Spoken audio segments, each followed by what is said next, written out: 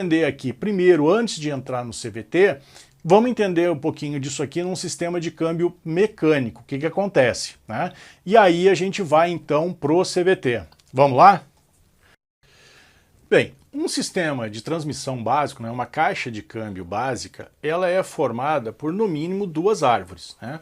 Uma árvore, então, que é a árvore de entrada, que se liga ao motor por meio, no caso aqui de um câmbio mecânico, né, pelo sistema de embreagem, e uma árvore secundária, que é a árvore de saída da caixa, que vai se ligar às rodas, né?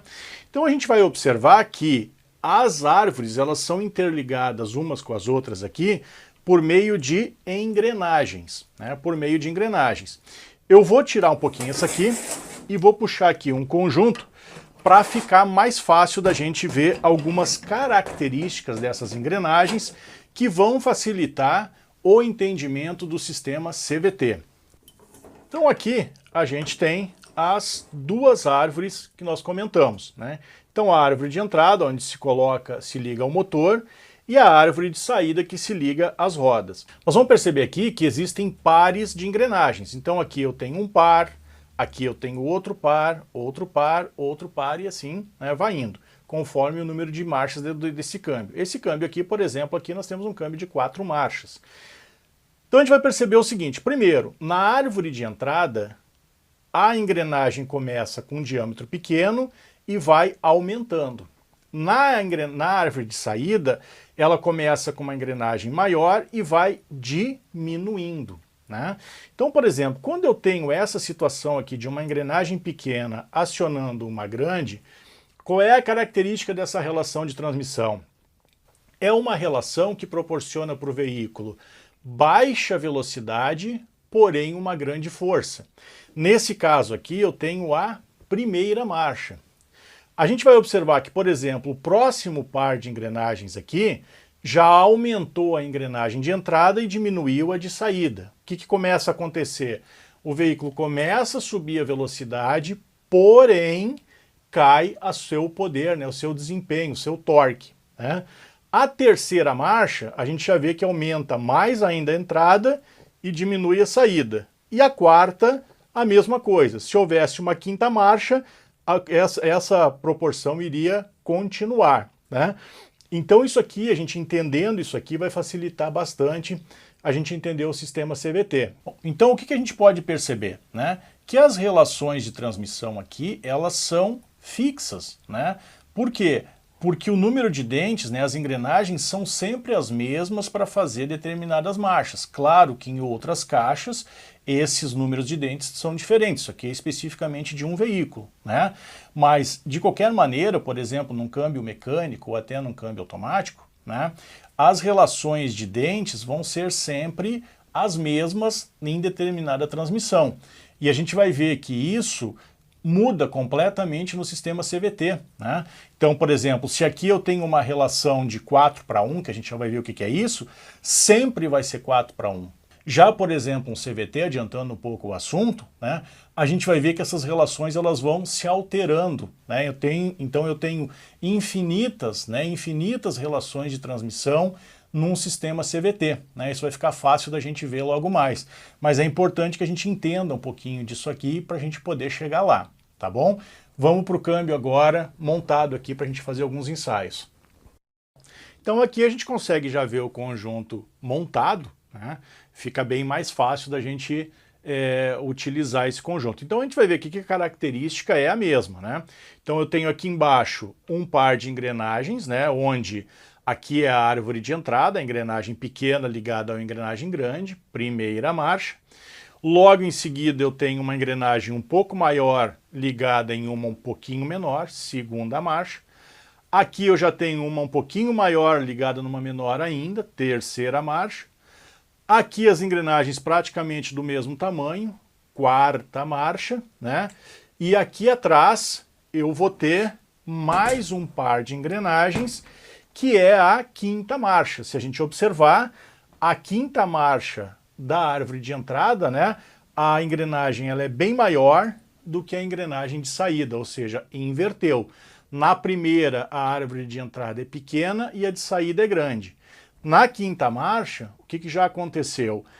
A engrenagem de entrada é maior do que a engrenagem de saída, né? E aqui nós temos o conjunto da marcha ré, né? Essa de dentes retos aqui é o conjunto da marcha a ré. Ok, visto isso, né, nós vamos entender então o que vai acontecendo cada vez que eu vou trocando de marcha, né? Por que o veículo perde velocidade ou ganha velocidade, por que ele perde torque ou ganha torque, né? Só para a gente entender um pouco, né, cada vez que a gente mexe na alavanca de marcha, o que acontece dentro da caixa de câmbio, né? A gente movimenta essas luvas aqui, esses dispositivos aqui, né, que é o que fazem os engates de marcha. Então, por exemplo, aqui eu tenho a luva da terceira e quarta, e aqui eu tenho a luva da primeira e segunda, né? E lá no fundo a gente tem a luva da quinta marcha. Então vamos fazer o seguinte, eu vou engatar a primeira marcha e nós vamos entender por que o veículo tem baixa velocidade e alto torque. Então vamos lá, desloquei a luva para o lado da engrenagem grande e eu vou engatar aqui então a primeira marcha, né? A primeira marcha está engatada. Nós vamos fazer aqui uma situação agora. Eu vou marcar 2 pontos aqui, ó, um traço aqui e um traço aqui, né? Então esses traços, eles estão o quê? Alinhados, né? E eu tô com a primeira marcha engatada. O que eu vou fazer? Eu vou começar a girar, eu vou simular aqui sendo o motor, né? E vou girar a árvore de entrada. Então o que eu tenho? Eu tenho a primeira engatada, né? Eu estou transmitindo o movimento do motor para as rodas, né? Eu estou criando aqui uma relação de transmissão, de entrada e saída da caixa. Então vamos lá, conta comigo aqui, ó. Vamos lá. Uma volta. 2 voltas. 3 voltas. 4 voltas. Então o que aconteceu? Eu dei aqui 4 voltas no motor para as rodas darem uma volta. Então vejam bem, se o motor nesse caso aqui tivesse dado 1000 RPM, 1000 voltas, quanto que sairia aqui? 250, né? Ou seja, a rotação, né, de que o motor proporciona para as rodas cai 4 vezes, mas o torque que o motor coloca aqui para dentro é multiplicado em 4 vezes aqui. Então aqui eu tenho uma relação de 4 para 1, né? Ou seja, 4 voltas da árvore de entrada para uma volta da árvore de saída, né?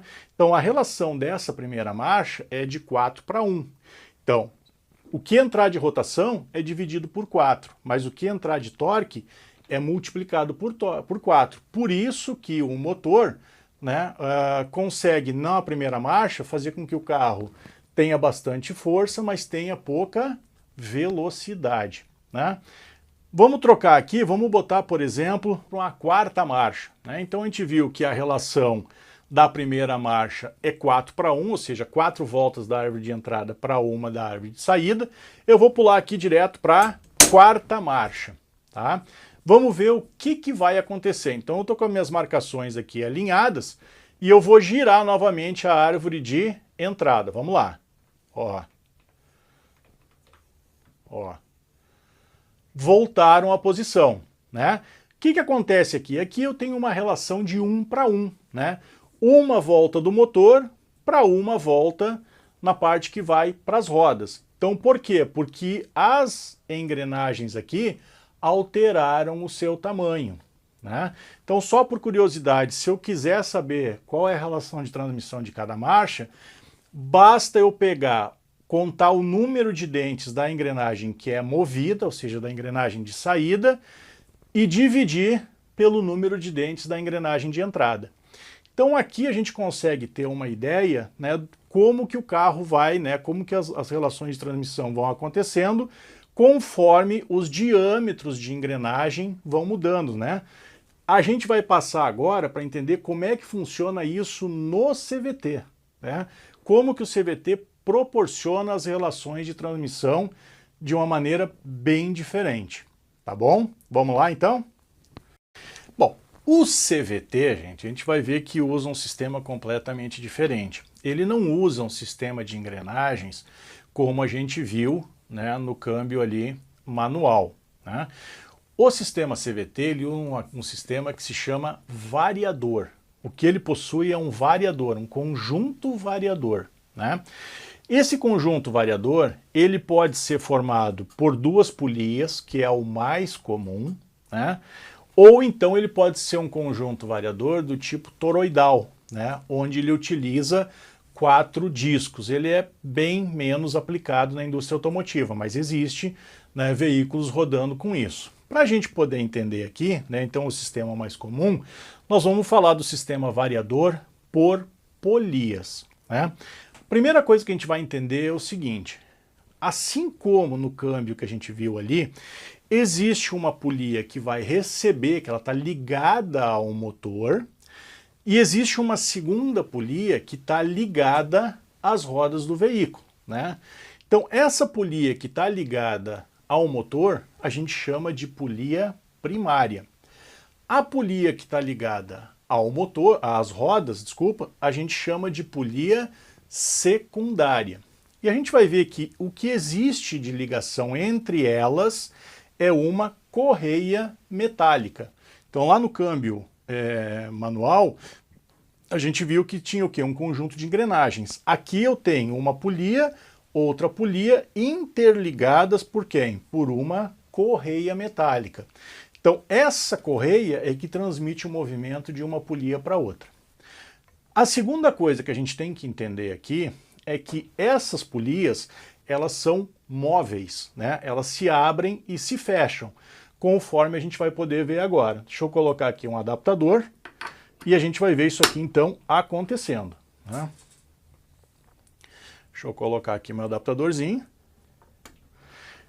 E eu vou aplicar ar aqui. O ar, ele vai fazer o papel do óleo, né? Então esse sistema aqui é um sistema hidráulico e ele trabalha com alta pressão de óleo, né? Então o óleo ele entra nessas polias e comprime, fazendo com que essas polias se movimentem. A gente vai entender aqui que à medida que uma polia fecha, a outra abre, tá? Então vamos ver isso aqui acontecendo. Ó, eu vou pegar aqui, vou injetar ar aqui. Olha o que aconteceu. Essa polia primária fechou e a polia secundária abriu, né? Então, vou soltar. O que aconteceu? Ó? Essa aqui agora abriu e essa aqui fechou, né? Mas o que tem a ver isso aí, né? Como é que isso aqui funciona? Vejam bem o seguinte: se eu observar agora, né, essa polia primária, que é a polia que está ligada ao motor, né? Ela está o quê? Ela está aberta e a gente vai ver que a correia está pegando bem no centro dela, bem lá dentro dela, né? Então se eu desenhar aqui uma engrenagem imaginária, né, eu vou ver o seguinte, que aqui eu tenho uma engrenagenzinha pequena, né, uma engrenagenzinha pequena, e aqui eu tenho o quê? Como se fosse uma engrenagem grande. Não é isso? É como se eu tivesse o quê? A minha primeira marcha aqui, ó. Não é isso? Ó. Essa engrenagem pequena representa a polia aqui, né, menorzinha, e essa posição que essa engrenagem, que essa polia tá, representa a engrenagem grande aqui, ó. Lembra que ela estava montada assim? É. Então, a relação de transmissão aqui é entre a polia primária e a polia secundária, é uma relação em que eu vou ter uma baixa velocidade, mas uma força bem grande no carro, né? Um alto torque lá nas rodas. Vamos fazer um ensaio aqui para ver se acontece a mesma coisa que aconteceu no câmbio mecânico? Vamos lá então? Então vamos lá, eu vou fazer aqui então as mesmas marcações que eu fiz lá no câmbio mecânico, eu vou fazer aqui. Então eu vou fazer um traço aqui e vou fazer um traço aqui, né? Então os dois traços alinhados.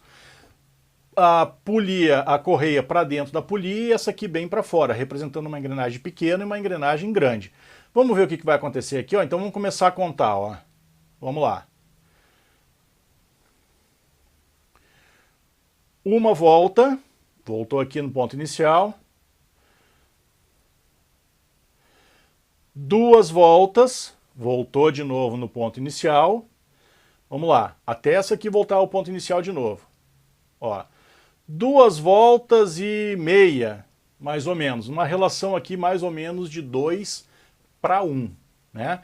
Com as polias nessa posição aqui. O que eu vou fazer agora?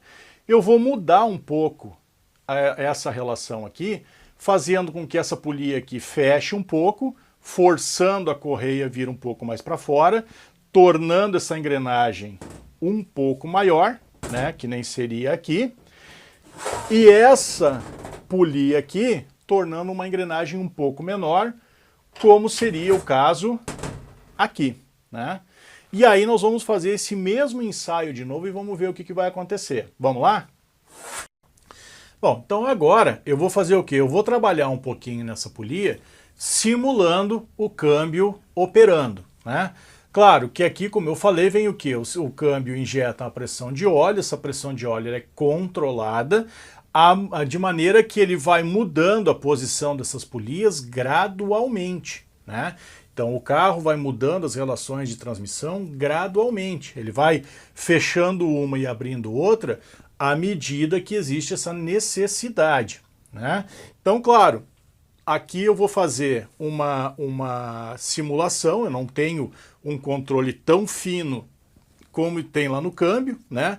Mas a gente vai conseguir ter uma ideia do que acontece, né? Então eu vou fazer de novo aqui a nossa marcação inicial, né? Eu vou fazer um traço aqui e um traço aqui, né? Vou injetar a ar aqui dentro, a gente vai ver que essa polia aqui vai se mexer, né? Ela vai fechar e a gente vai ver. Então, quando ela estava toda em repouso, a nossa relação de transmissão aqui era 2,5 mais ou menos para 1, né? Então eu vou injetar um pouquinho de ar aqui, vamos fazer a polia se mexer, vamos ver aqui. Ó, mudou. Vamos contar agora, ó. Ó. Uma e pouquinho, quase que 1 para 1, né? Então, quer dizer, a gente percebe que as relações de transmissão, elas vão o quê? Elas vão mudando, né? Conforme o quê? As polias vão se alterando, né? Então, cada movimento dessa polia aqui é como se ela fosse aumentando de tamanho e essa diminuindo, né? Quando ele vai reduzindo as marchas, né?